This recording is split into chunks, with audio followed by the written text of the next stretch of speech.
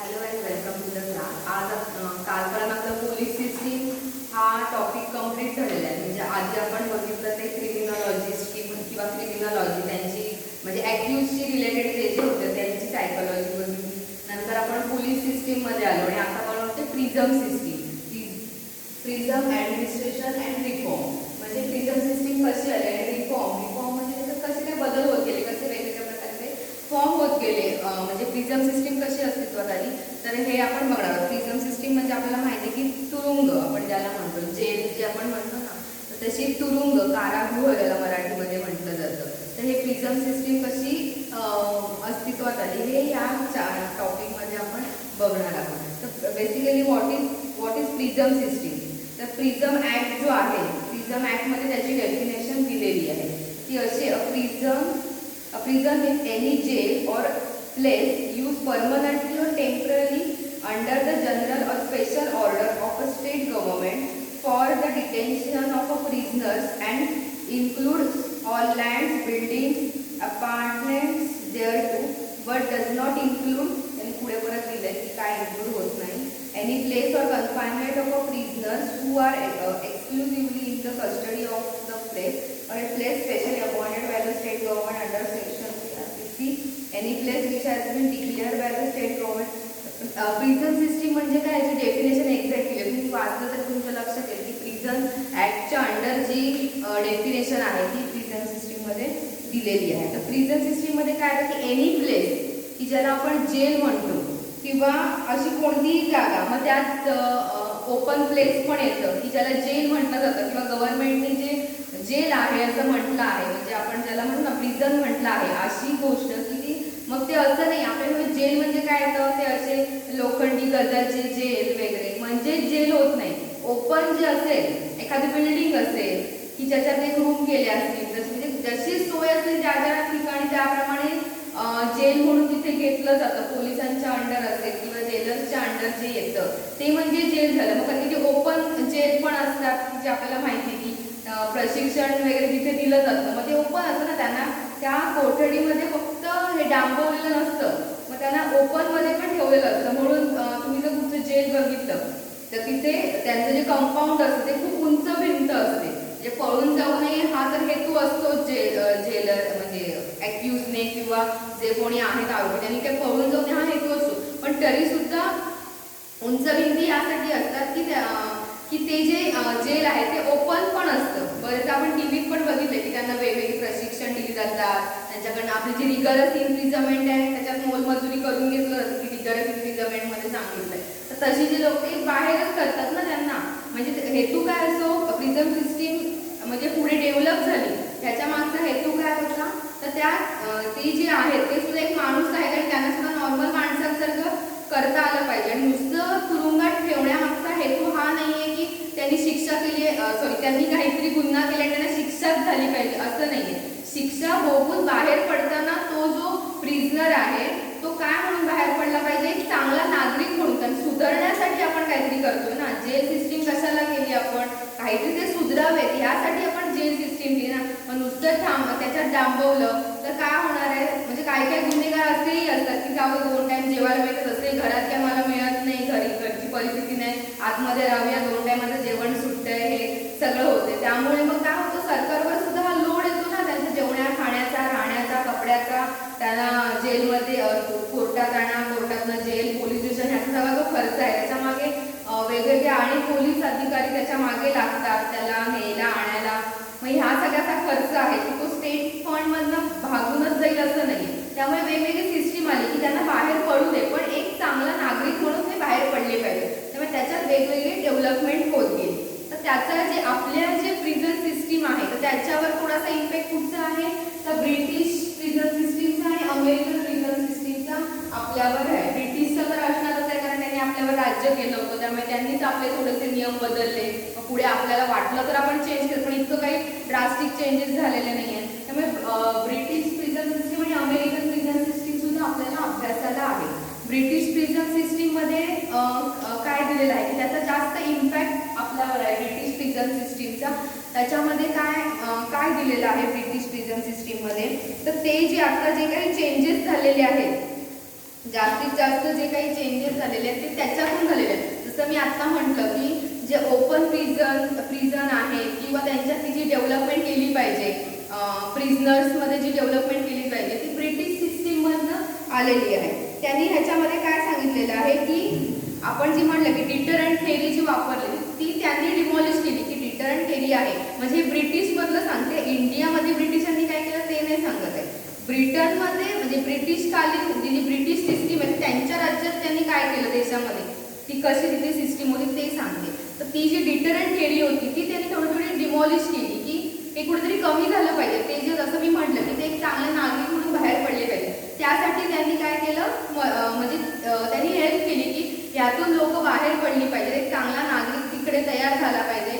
म्हणून ती डिटरंट थेरी जशी आपल्याकडे डिमॉलिश झाली तशी त्यांच्याकडे पण थोडी थोडी ती डिमॉलिश होत गेली. म्हणजे त्यांनी केली मुद्दामून तशी डिमॉलिश. त्यानंतर त्यांनी जे जॉन होवार्ड म्हणून जे होते तर त्यांनी ह्याच्यात ड्रास्टिक चेंज आणला.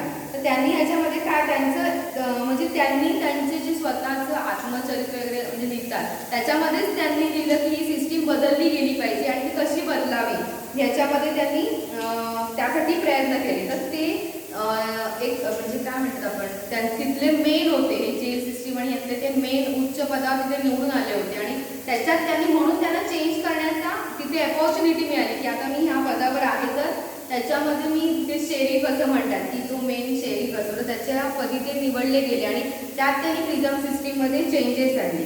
मग त्यानंतर त्यांनी काय केलं त्यात बदल काय काय आणले तर जे तुरुंगामध्ये आपल्याला माहिती की तेच कपडे घालायचे किंवा त्यांच्या आरोग्यावर किती भर दिला जातो. नुसतं शिक्षा झाली ठेवलं तुरुंगात पोलीस काय बघत नाही, 2 टायमाचं कसं तरी जेवण द्यायचं आणि संपत असं न करता त्यांच्या जे हेल्थशी रिलेटेड जे काय किंवा हायजेनिक असं सगळं तिथलं क्लायमेट असलं पाहिजे. म्हणजे आपलं जे बॅकग्राऊंड आहे ते सगळं हायजेनिक असलं पाहिजे. त्यांचं मेडिकल जी सिस्टीम आहे ती त्यांना प्रोव्हाइड केली पाहिजे. म्हणजे आरोग्याच्या दृष्टीने असे बरेच चेंजेस त्यांनी त्याच्यामध्ये केले की जे काही आरोग्याच्या दृष्टीने असेल की जे म्हणजे जर तो जेलर वाचला तर पाहिजे ना, म्हणजे जेलर नाही सॉरी प्रिझनर वाचला तर पाहिजे. मग त्या दृष्टीने त्यांनी त्याच्यामध्ये चेंजेस केले गेले. त्यानंतर त्यांनी एक मुख्य बदल केला तो कोणता केला तर स्त्री आणि पुरुष हे जे प्रिझनर्स आहेत की ज्या महिला आहेत आणि पुरुष आहेत यांना वेगवेगळी प्रिझन्स दिले गेले. म्हणजे आताही आपण बघितलं तर स्त्री आणि पुरुषाला वेगळं ठेवलं जातं,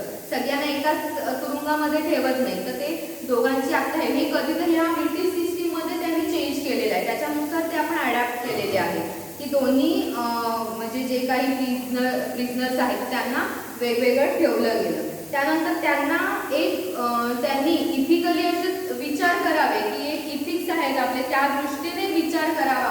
त्यासाठी त्यांनी भरपूर चेंजेस त्याच्यामध्ये केले. म्हणजे काय केलं की त्यांना एक असे व्यावसायिक म्हणजे आपण जे म्हणतो की प्रशिक्षण जे दिलं जातं ना आपल्याकडे टेक्निकल एज्युकेशन असेल किंवा ते पुढे जाऊन काहीतरी त्यांचा स्वतःचा बिझनेस करू शकतात अशा प्रकारचं जे ट्रेनिंग आहे हे त्यांना दिलं गेलं म्हणजे दिली जाते. जसं की आता आपण बघतोय की शिक्षणाचा अधिकार म्हणजे शिक्षण तुरुंगातून तुम्ही घेऊ शकता. आता आपल्या इथे सुद्धा एका जो प्रिझनर्स आहे त्याने सुद्धा ॲडमिशन घेण्यासाठी त्याने सुद्धा LLB करण्यासाठी अप्लाय केलं एका प्रिझनर्सने रत्नागिरीमधल्या.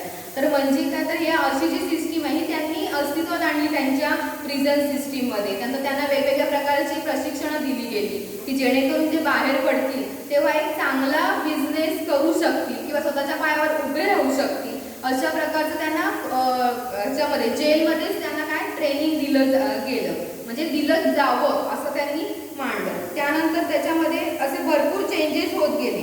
त्यांच्यात पण याच्या 2 पद्धती होत्या. मग त्याच्यात पण म्हणजे प्रत्येक गोष्टीला विरोध हा असतोच ना. म्हणजे ह्यांनी जरी चांगलं काय मांडलं तर त्याला विरोध करणारी लोकही असतात. मग त्यातलं सुद्धा काय झालं त्यांच्याकडे जे कायदे अस्तित्वात आले किंवा ज्या कमिटी स्थापन झाल्या असतील तर त्यानुसार त्याच्यात वेगवेगळे चेंजेस होत गेले. त्यानंतर हे जे ब्रिटिशमध्ये असं झालं की जशी आपली प्रगती होते डेव्हलपमेंट होत गेली जसे चेंजेस झाले तर तसे गुन्हेगारी हा प्रश्न म्हणजे क्रिमिनल माइंडेड लोक वाढत गेली आणि गुन्हेगारी सुद्धा वाढत गेली. त्यामुळे त्यांनी एक सिस्टीम तिथे तयार केली म्हणजे आपण काय म्हणूया की योजना म्हणून किंवा एक असं त्यांना ऑफर दिली की तिकीट ऑफ लिव्ह. म्हणजे काय तिकीट ऑफ लिव्ह म्हणजे काय बाहेर पडण्याचं तुम्हाला आम्ही तिकीट देतो असं आपण थोडक्यात म्हणूया. तर त्याला त्या सिस्टीमला त्यांनी एक नाव दिलं तिकीट ऑफ लिव्ह. म्हणजे काय की जो चांगलं वागेल त्याला आम्ही सोडू म्हणजे शिक्षा कमी होईल. म्हणजे आपण ते प्रोबेशन जसं अस्तित्वात आलं की म्हणजे की एखादा जो गुन्हेगार आहे तो जर गुन्हा म्हणून आत गेला,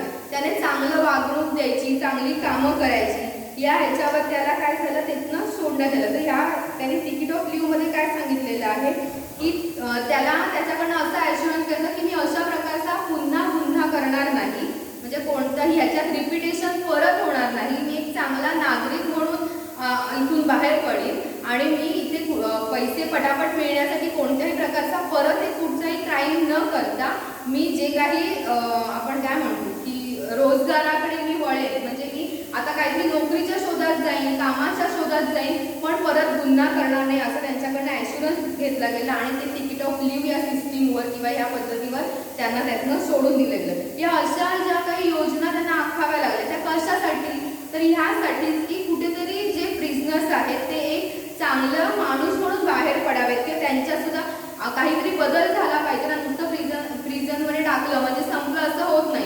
आपलं किंवा आपल्या देशाचं एक म्हणजे काहीतरी आहे ना, देशाचं एक हे आहे की एक चांगला नागरिक म्हणूनच तो बाहेर पडला पाहिजे. आणि त्यानंतर जे 1877ला ब्रिटिश ह्याच्यामध्ये काय केलं, जी प्रिझन सिस्टीम आहे ती त्या नगरपालिका जी आहे त्यांच्या अंडर ती ठेवली गेली. आपल्याकडे तसं नाही आहे, नगरपालिकेच्या अंडर नसतं.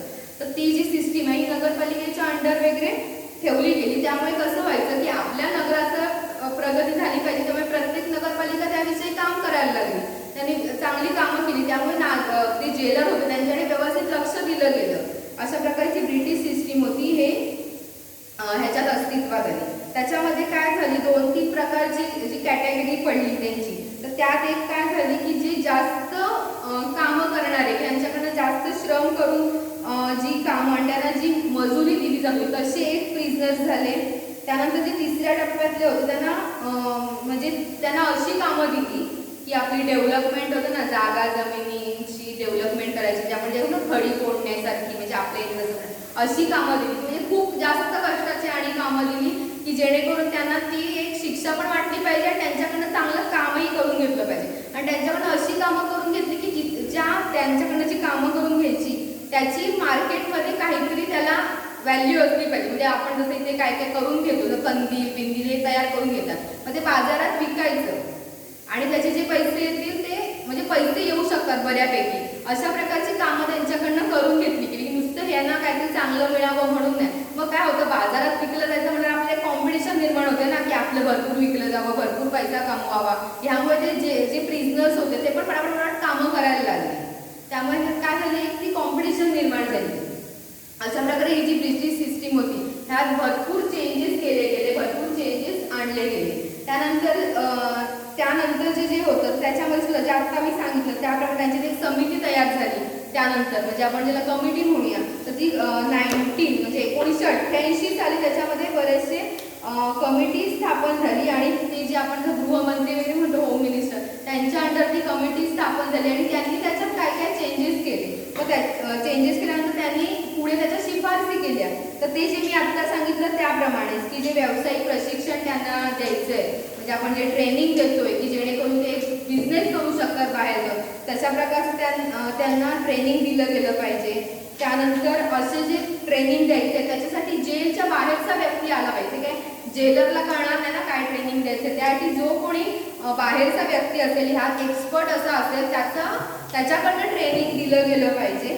आणि पुढे त्यांनी जेलमधनं बाहेर पडल्यानंतर त्यांची एक जबाबदारी आहे की त्यांनी अशा प्रकारचे उद्योगधंदा सुरू केला पाहिजे बाहेर पडल्यावर. असं हे सगळं त्या होम मिनिस्टरनी त्या शिफारसीमध्ये मांडलं. ही अशी ब्रिटिश सिस्टीम आहे. त्यानंतर अमेरिकन सिस्टीममध्ये काय सांगितलेलं, ह्यातही तेच झालं, म्हणजे सेम अमेरिकन सिस्टीममध्ये पण हेच आलं. त्याच्यामध्ये सुद्धा त्याच्या 2 पद्धती आहेत, म्हणजे की हे जे चेंजेस करण्याचं आणि काही म्हणतं की चेंजेस न करण्याचे, की ते डिटरंट थेरी तशीच राहिली पाहिजे. तर हे त्यासुद्धा वादविवाद होते, पण त्यांनी सुद्धा ब्रिटिशसारखी सिस्टीम अवलंबली की जे त्यांना प्रशिक्षण दिली पाहिजे. त्यात पण ओपन प्रिझनर्स आले, ही सिस्टीम सुद्धा तिथे तयार झाली अमेरिकन सिस्टीममध्ये सुद्धा. मग त्यांनी त्यात हे केलं की आपण जे सॉलिटरी कन्फाइनमेंट बघितलं IPC मध्ये, की ज्याला एकांतवास ज्याला मराठीत म्हणतो, की एका अंधाऱ्या कोठडीत ठेवायचं, अशी तिकडे सिस्टीम होती. तर ही सिस्टीम त्यांनी बंद पाडली. अंधाऱ्या कोठडीत ठेवून त्याला पश्चाताप वगैरे होते. ह्या जुन्या काळच्या पद्धती होती की ज्याला पश्चाताप झाला पाहिजे, त्याला मग पश्चाताप झाला की तो सुधारेल वगैरे, असं कोणी सुधारत नसतं. ते अजून तेच विचार करून त्यांच्या मनात अजून वाईट विचार मनामध्ये तयार होतात. त्यामुळे काय झालं, ही सिस्टीम डिमॉलिश झाली. आणि मग ही डिमॉलिश करून त्यांनी काय केलं, जसं की ब्रिटिश सिस्टीममध्ये मी जे सांगितलं ते सगळं अमेरिकन सिस्टीममध्ये सुद्धा आलं. म्हणजे सॉलिटरी कन्फाइनमेंट बेसिकली तिथे डिमॉलिश केलं गेलं, किंवा काही थोड्याच गुन्ह्यांमध्ये ही सॉलिटरी कन्फाइनमेंट ही शिक्षा ठेवण्यात आली. अशा प्रकारची अमेरिकन सिस्टीम मध्ये सुद्धा हेच केलं गेलं. त्यानंतर ती जी म्हटलं मी की आधी सॉलिटरी म्हणजे आधी त्यांच्याकडे असं होतं की जी सॉलिटरी कन्फाइनमेंट होती तर तिथे त्यांना सॉलिटरी कन्फाइनमेंट आणि मग रात्रीच्या वेळी थोडंसं मोकळं सोडायचं त्यांना रात्रीच्या वेळी, की जास्त रात्रीच्या वेळी काय तेव्हा किती डेव्हलपमेंट आहे एवढं काय बाहेर पडू शकत नाही. दिवसा कसं त्यांना चान्सेस मिळू शकतात ना, कोण लोक भेटली, पळायला मार्ग जास्त मिळू शकतात किंवा कोणीतरी भेटलं त्याला मदत केली असं. पण रात्रीच्या वेळी त्यांना मोकळं सोडायचं आणि नंतर हळूहळू ती सिस्टीमच डिमॉलिश होत गेली. अशा प्रकारे अमेरिकन पद्धतीमध्ये सुद्धा जसं मी त्यात सांगितलं जी व्यावसायिक प्रशिक्षण ट्रेनिंग द्यायचं त्यांना, हे सगळं ट्रेनिंग दिलं गेलं म्हणजे तेच अमेरिकेने सुद्धा अडॅप्ट केलं आणि अमेरिकेत सुद्धा ती सिस्टीम राबवली गेली. त्यानंतर आपलं इंडियन प्रिझन सिस्टीम जे आहे, इंडियन प्रिझन सिस्टीममध्ये काय वेगळं झालं नाही. इंडियन प्रिझन सिस्टीममध्ये ह्या सगळ्या सिस्टीम इकडे अडॅप्ट केल्या गेल्या. ब्रिटिशांचा तर आपल्यावर फारच पगडा होता, त्यामुळे इंडियनने सुद्धा म्हणजे ब्रिटिशांनी हे केलं. पण ब्रिटिशांनी त्यांच्या सिस्टीममध्ये चेंजेस केले, पण त्यांनी एक असं केलं की आपल्या सिस्टीममध्ये म्हणजे इंडियाच्या सिस्टीममध्ये त्यांनी फार बदल केले नाहीत. कारण ते ब्रिटिश आपल्या इथे का आले होते तर त्यांचा धंदा, त्यांचा उद्योगधंदा वाढावा, कारण आपल्या इथे बऱ्याच गोष्टी होत्या की जेणेकरून त्याचा पैसा त्यांना मिळणार आहे, म्हणून त्यांनी आपल्यावर राज्य केलं. त्यामुळे त्यांनी या असल्या बेसिक त्यांना वाटायच्या म्हणजे ह्या साध्या गोष्टी आहेत प्रिझम, त्यावेळी त्यांनी कधी लक्षच दिलं नाही की त्यांचं डेव्हलपमेंट केली, पण आपल्या इथे डेव्हलपमेंट करायला मात्र त्यांनी टाळाटाळ केली. मग त्यांनी तिथे स्वतःचा उद्योग कसा वाढेल, स्वतःचा बिझनेस कसा होईल हेच त्याच्यात बघत गेले. म्हणजे ईस्ट इंडिया वगैरे कंपनी स्थापन झाली, त्या कंपनीकडे त्यांचा भर होता. या असल्या का ह्याच्याकडे ते बघायला दुर्लक्ष केलं, म्हणून त्यानंतर मग त्यांना या असल्या गोष्टी करण्यात अजिबात काही इंटरेस्टच नव्हता. त्यामुळे त्यांनी आपल्यात काय फारसे बदल केले नाही. पण जसं जसं पुढे प्रिझन ऍक्ट आला किंवा एक त्याच्यामध्ये जे लॉर्ड मेकॅले होते यांनी त्यातले जे आपला IPC जेव्हा आला तेव्हा ह्याच्यात चेंजेस झाले. IPC जसं आलं ना 1836 साली, तसे आपल्या इंडियन प्रिझन सिस्टीममध्ये बरेचसे बदल होत गेले. त्यात मग एक कमिटी स्थापन झाली, पण त्या कमिटीचं काही पुढे जास्त काही चाललं नाही. त्यामुळे ती कमिटी जी स्थापन केली गेली तर त्यात सुद्धा म्हणजे ब्रिटिशांनी तेवढं लक्षच दिलं नाही, त्यामुळे ते फारसं काही चेंजेस झाले नाही. पण जसजसे पुढे गुन्हे वाढत गेले किंवा आपल्या इथे सुद्धा खूपसे म्हणजे तयार झाले ना, म्हणजे जसं स्वातंत्र्यवीर सावरकर असतील, लोकमान्य टिळक असतील, म्हणजे हे जे असे पुढारी होते त्यांनी त्यात बदलचे चेंजेस करत गेले. आपले कायदे नवीन नवीन अस्तित्वात आणले गेले, मग त्याला बराचसा विरोध झाला वगैरे, ही सगळे इतिहास आहे. पण हे सगळे चेंजेस झाल्यानंतर इंडियन सिस्टीम सुद्धा, इंडियन प्रिझन सिस्टीम सुद्धा थोडी डेव्हलप होत गेली. मग त्याच्यात सुद्धा बऱ्याचशा कॅटेगरी झाल्या. तर आपल्याकडे 3 कॅटेगरी आहे. एक तर प्रिझनर्स म्हणजे काय एक कॅटेगरी आहे, एक तर अटक करतो आपण, त्याला बेल मिळेपर्यंतचा जो काळ असतो तसा, म्हणजे गुन्हा झाल्या लगेच बेल मिळेपर्यंतचा जो असतो त्याला पण आपण ॲक्युजच म्हणतो ना, त्याला पण जेलमध्येच ठेवतात. 1-2 दिवसासाठी असेल, 4 तासासाठी असेल, पण कोर्टात नेईपर्यंत त्याला जेलमध्येच ठेवतात. म्हणजे बेल मिळत नाही तोपर्यंत त्याला जेलमध्ये ठेवतात. तो वाला आहे. एकदा अजिबात बेल रिजेक्ट केले त्याचे आणि त्याला मग जेलमध्येच ठेवून दिला जातो की रिजेक्ट झाला तर तो गुन्हा किंवा म्हणजे जे काही निकाल लागेपर्यंत तो जेलमध्ये, त्याला आपण अंडर ट्रायल म्हणतो, ते एक झाले. आणि तिसरा कोण, ज्यांना शिक्षा मिळाली ऑलरेडी आणि ते आता शिक्षा भोगतायत असे जे आहेत ते प्रिझनर्स. असे 3 कॅटेगरी आपल्या इथे आहेत. त्यात महिला पुरुष दोन्ही येतात. एक तर बेल मिळेपर्यंतचा, एक बेल रिजेक्ट केलेला आणि म्हणजे ज्याला अंडर ट्रायल म्हणतो, आणि एक जे शिक्षा भोगतायत असा. असे 3 जे आहेत लोक ते ह्याच्यामध्ये इन्क्लूड होतात. असे 3 प्रिझनर्स चे प्रकार आहेत. मग त्यांच्यासाठी वेगळी जेल असली पाहिजे असं आपल्या इथे झालं. म्हणजे अशा ज्या काही सोशल ह्याच्याशी रिलेटेड जी काही सिस्टीम आहे तर ती त्या जेलमध्ये राबवली गेली. मग आपल्या इथे सुद्धा हळूहळू चेंजेस झाले. मग राजकीय पुढारी किंवा राजकीय लोक जे आहेत त्यांना थोडंसं वेगळं ठेवायचं. यंग ऑफेंडरना, जे मी आधी सांगितलं की यंग ऑफेंडर किंवा जे ज्युएनाइल्स असतील म्हणजे बाल अपराधी म्हणतो ना आपण ज्याला, ते असतील लहान मुलं 18 वर्षापेक्षा जे गुन्हेगार आहेत त्यांना वेगळं ठेवायचं. आणि त्यांना काय करायचं, त्या रिफॉर्म सिस्टीममध्ये म्हणजे बाकी जे बाल सुधारगृह असतील किंवा अशी जी डेव्हलपमेंट म्हणजे अशी ठेवणारे जी शाळा असतात त्याच्यामध्ये त्यांना ठेवलं जातं. यंग ऑफेंडर आणि जुवेनाईल्स असतात त्यांना, जे कोणी हॅबिच्युअल आहे अशा ऑफेंडरपासून ह्यांना लांब ठेवलं गेलं. आपल्या इथे पण स्त्री पुरुषांना वेगळं ठेवलं जातं, हॅबिच्युअलना वेगळं ठेवलं जातं की ह्यांच्या म्हणजे जे फर्स्ट ऑफेंडर असतील, first offender, young offender, juvenile केसही एकत्र चालत नाही. जुवेनाईल कोर्ट वेगळं असतं, पुढे आहे आपल्याला ते जुवेनाईल कोर्ट वेगळं असतं. त्यानंतर हे ह्या तिघांना वेगळं. त्यात पण कॅटेगरी आल्या की जसं मी आत्ता बोलले त्याप्रमाणे स्त्री पुरुष असतील किंवा हे 3 अपराध असे 3 वेगवेगळ्या कॅटेगरी आल्या आणि त्या ह्याच्यामध्ये तसं त्यांना ठेवलं गेलं. म्हणजे पहिलं काय होतं, एक कोठडी असतं की त्यात सगळ्यांना टाकायचे. असं न करता माणसांच्यात पण वेगवेगळे बदल झाले पाहिजेत. एकत्र राहिल्याने काय त्यांच्यात अजून गुन्हेगारी वाढता कामा नये. आपल्याकडे म्हणतात की ते जेलमध्ये गेल्यावर आणि बाहेर पडल्यावर अजून तो काय होतो, गुन्हेगारी करायला बळावतो. कारण तिथे 4 गुन्हेगार एकत्र असतात ना, 4 जणांची डोकी तिथे डिस्कस करतात, 10-10 वर्ष तिथे राहिलेली असतात.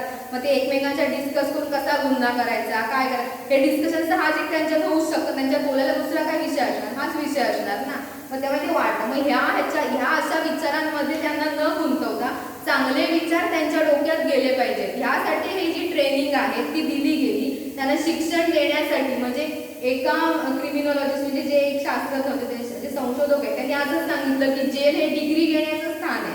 म्हणजे तिथनं कुठची तरी डिग्री घेऊन बाहेर पडल्यासारखं आहे. म्हणजे त्यात पुढे आपल्या म्हणजे इंडियन सिस्टीममध्ये पुढे आलं की त्या कैद्यांना तुम्ही शिक्षण द्यायचं. म्हणजे आपलं जे प्रॉपर युनिव्हर्सिटी आणि बोर्डाचं जे शिक्षण आहे ते शिक्षण जेलवाल्यांना पण दिलं गेलं पाहिजे. आणि त्यामुळे आता जेलमध्ये असणारे आरोपी शिकतात, डिग्री घेतात. जसं की आता मगाशी मी सांगितलं की एक आहे की जो एलएलबीला ॲडमिशन घेतोय.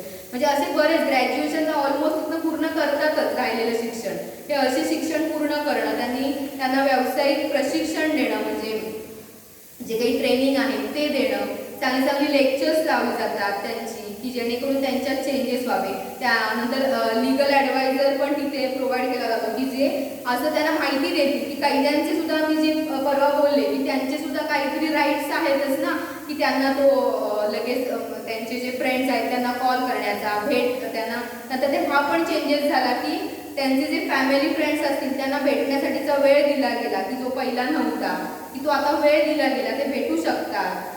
अशा प्रकारचे जे चेंजेस होते की तिथं जेवण तिकडे मिळतं पण त्यांना सुद्धा जेवण आपण देऊ शकतो. असा एखादा वेळ असतो किंवा एखादी हे असते त्यात त्यांना सुद्धा जेवण वगैरे देऊ शकतो. म्हणजे हे अशा ज्या कॅटेगरी आहेत ह्या इंडियन प्रिझन सिस्टीममधनं दिल्या गेल्या.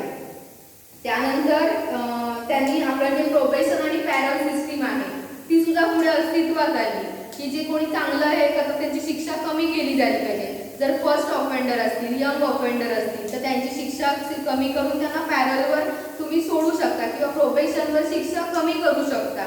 पॅरलवर सोडण्यामागचा हेतू काय हाच असतो की तो बाहेर जाऊन बाहेरच्या जगात काय चाललंय हे बघून तो परत आला पाहिजे. म्हणजे त्याला कळलं पाहिजे की अरे जग एवढं पुढे चाललंय आणि आपण काय अशा गोष्टी करतोय, आपण चांगल्या गोष्टी केल्या पाहिजेत. लोक खूप शिकतायत, चांगल्या नोकऱ्यातून पैसा कमवतायत, आपणही तशा गोष्टी केल्या पाहिजे. हे पॅरलवर सोडल्यावर त्याला कळणार आहे. प्रोबेशनवर चांगल्या वागणुकीवर त्याला सोडलं जातं. अशा प्रकारचं जे आहे. त्यानंतर जेल मॅन्युअल आलं की जे आपण उद्या घेऊ की जेल मॅन्युअल काय आहे. जेल मॅन्युअल आलं आणि जसं मी आता सांगितलं की क्लासिफिकेशन झालं, प्रिझनर्सचं क्लासिफिकेशन झालं की जे मी आत्ता बोलली की अंडर ट्रायल आणि त्यातच म्हणजे लेडी मेल फिमेल प्रिझनर्स यांना वेगळं ठेवलं गेलं. हे सगळे काय आहे चेंजेस इंडियन प्रिझन सिस्टीममध्ये अस्तित्वात आले. अशा प्रकारची जी आहे. त्यानंतर त्याच्यात हे पण झालं म्हणजे बाल सुधारगृह सुद्धा पुढे त्यातूनच आले आणि नंतर त्यांना हे पण मेडिटेशन वगैरे दिलं ना की म्हणजे मन शांत करण्यासाठी, त्यांचं माइंडमध्ये रिफ्रेश करण्यासाठी. तर ते तसे सुद्धा मेडिटेशन सारखे सुद्धा प्रयोग त्याच्यामध्ये घेतले गेले की जेणेकरून ते शारीरिकरित्या आणि मानसिकरित्या सुद्धा शांत झालं पाहिजे. त्यांचा एक जो आपण बघितला ॲक्टिव्हची सायकोलॉजी आपण बघितली ना क्रिमिनॉलॉजीमध्ये कशी असते किंवा ते काय विचार करतात, ज्या मी थेरी मांडल्या की कोण जन्मतः असतं नंतर पुढे की जन्मतः नाही आहे. मग ही जी मेंटॅलिटी त्याच्यावर सुद्धा अभ्यास करण्यासाठी ते मेडिटेशनसारखी गोष्टी जेलमध्ये केल्या गेल्या. त्यानंतर जे कारागृहाचे अधिकारी की ज्याला आपण जेलर वगैरे असं म्हणतो त्यांना सुद्धा काही प्रशिक्षण दिली गेली की त्यांच्याशी कसं वागायचं. आपण जे बघितलं की त्यांच्याशी चांगलं वागणूक दिली पाहिजे. ते पण एक ह्युमन बीइंग आहे, सो त्यांनाही राईट आहे ना, ह्युमन राईट आपण जे बघणार आहोत पुढे त्यांना सुद्धा राईट्स आहे चांगली वागणूक देण्याचा त्यांना आणि चांगली वागणूक देण्याचा आपल्याला आता नाही आहे. ते जे प्रिझनर्स म्हणून न बघता त्यांना सुद्धा एक माणूस म्हणून बघा. त्यांना आपोआप शिक्षा होतेच आहे ना जेलमध्ये राहून, त्यामुळे त्यांच्यासुद्धा एक माणूस म्हणून बघण्याचा त्यांना सुद्धा आहे. त्यानंतर पहिलं जे जसं मी सांगितलं की लीगल एड त्यांना मोफत दिलं गेलं पाहिजे. म्हणजे जे आपले लीगल एड जे आहे ते त्यांना मोफत दिलं गेलं पाहिजे. त्यांना स्वच्छ कपडे, स्वच्छ आहार, म्हणजे हे जे स्वच्छ एक पोषक वातावरण हे सुद्धा त्यांना मिळण्याचा त्यांना अधिकार आहे की तुम्ही कसंही त्यांना अस्वच्छ नाही ठेवू शकत. एक हायजेनिक कंडिशन आजूबाजूला असली पाहिजे. जसं मी ब्रिटिश सिस्टीममध्ये सांगितलं हे सगळं त्यांना पुरवलं गेलं. आणि त्यानंतर आपले कंप्लेंट बॉक्स तिथे ठेवले गेले की त्यांची काही कंप्लेंट असेल तर ती सुद्धा तिथे ठेवली गेली. त्यानंतर जे कलेक्टर असतात, SP असतात, हे तिथे इन्स्पेक्शन करतात. मग त्यांना जर काही आढळून आलं की ते चुकीचं आहे, की हायजेनिक कंडिशन नाही आहे किंवा प्रिझनर्सना एक एकदम व्हायलन्स तिकडे चालू आहे प्रिझनर्सला, म्हणजे जेलर काही फार काही चांगले वागत नाहीये, तर त्या इन्स्पेक्शन लावली गेली त्यांची, की जेणेकरून त्याच्या सिस्टीममध्ये काय झालं पाहिजे, डेव्हलप झाली पाहिजे सिस्टीम, किंवा कुणाला असं हे वाटलं गेलं नाही पाहिजे. अशा प्रकारचं जे आहे हे सगळ्या सिस्टीम त्या इंडियन प्रिझन सिस्टीममध्ये मांडल्या गेल्या. आणि हे जे सगळं आता मी सांगितलं हे इंडियन प्रिझन सिस्टीममध्ये सुद्धा हे सगळे चेंजेस केले गेले. आपल्याला माहिती आहे बरेचदा जजेस वगैरे पण, तुम्ही रत्नागिरीचं पेपरला असं होतात की जजेस वगैरे पण जेलला जाऊन व्हिजिट करतात किंवा त्यांची लेक्चर्स लावून जातात की त्यांना काय लीगल काय काय त्यांना अधिकार दिलेले आहेत कायद्याने, ते सुद्धा त्यांना कळले पाहिजे ना, त्यांना कोण सांगणार ना शेवटी. मग असे तिथे सुद्धा लीगल एड राबवलं जातात अशा प्रकारची लेक्चर्स, की जेणेकरून तिथे लेक्चर्स दिली जातील आणि त्यांच्यात चेंजेस होईल, त्यांनाही त्यांचे हक्क अधिकार कळले पाहिजे. अशा प्रकारे ही इंडियन प्रिझन सिस्टीम, ब्रिटिश आणि अमेरिकन या 3 सिस्टीम आहेत की त्यांच्यात कसे चेंजेस केले गेले. थोडीशी हिस्ट्री सांगण्यासाठी ब्रिटिश आणि अमेरिकनचा अभ्यास घेतला, कारण आपल्याकडे कॉन्स्टी घेतला, तुम्ही कॉन्स्टिट्यूशन घेतला किंवा हा घेतला तर हे तेच सांगतात की ह्या सगळ्यांची सिस्टीम आपण थोडी थोडी घेतलेली आहे. आपल्या मांडण्याच्या जगात जे जे चांगल्या गोष्टी आहेत त्या आपण घेतलेल्या आहेत. म्हणजे सगळ्यांकडचं थोडं थोडं घेऊन आपण आपल्याप्रमाणे सगळे कायदे आणि सगळ्या सिस्टीम बनवल्या, तेच आपल्याला लॉ सांगतो. त्यामुळे